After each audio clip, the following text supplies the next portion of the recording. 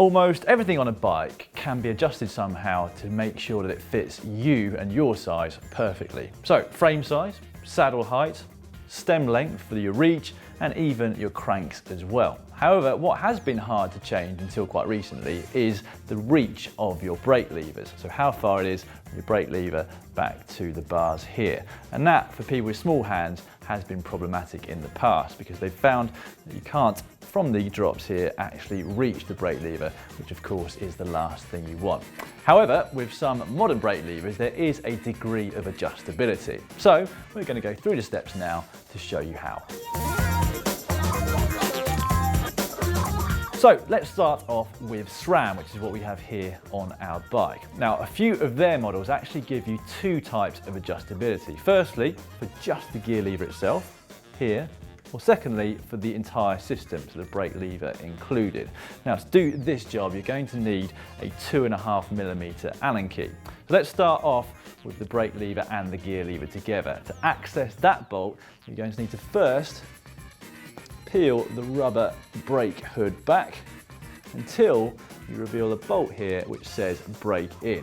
Get your Allen key, put it firmly in place and tighten it clockwise. That will move the brake lever and the gear lever closer to you.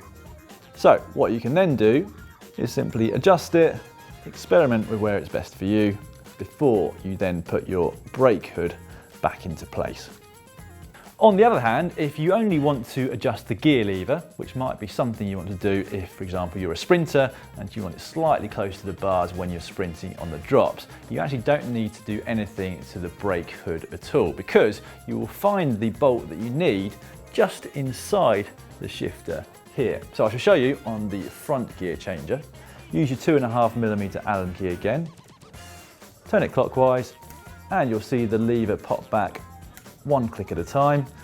You've got 3 positions until another click takes it back to the start.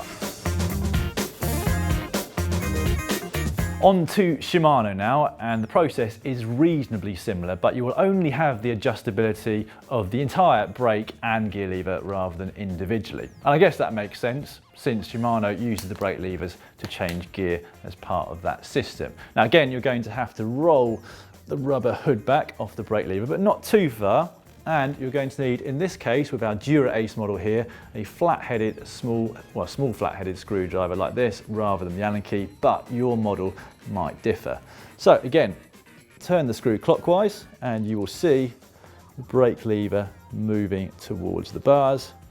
Once you finish, just experiment with where it is, and if it's right, you can just put your lever hood back into place. Now, if you are a Campagnola user, at the moment, the only adjustability you've got for your brake levers is to move them further away from the bars. And you do that by placing a shim between where the brake lever mounts onto the bar itself. Conversely, with some older Shimano models, they had a shim system which you placed in here. So that meant that the only adjustability was to move them closer to the bars.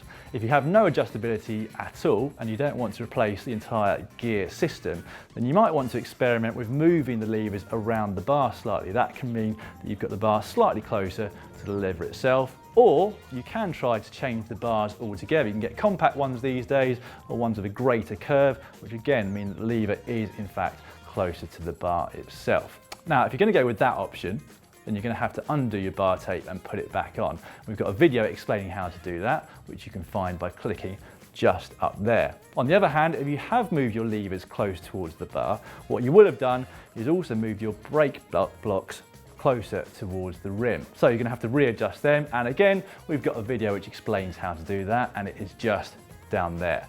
And you might also want to subscribe to GCN because it's free, and there'll be plenty more tips like this in the near future. All you've got to do is click on me.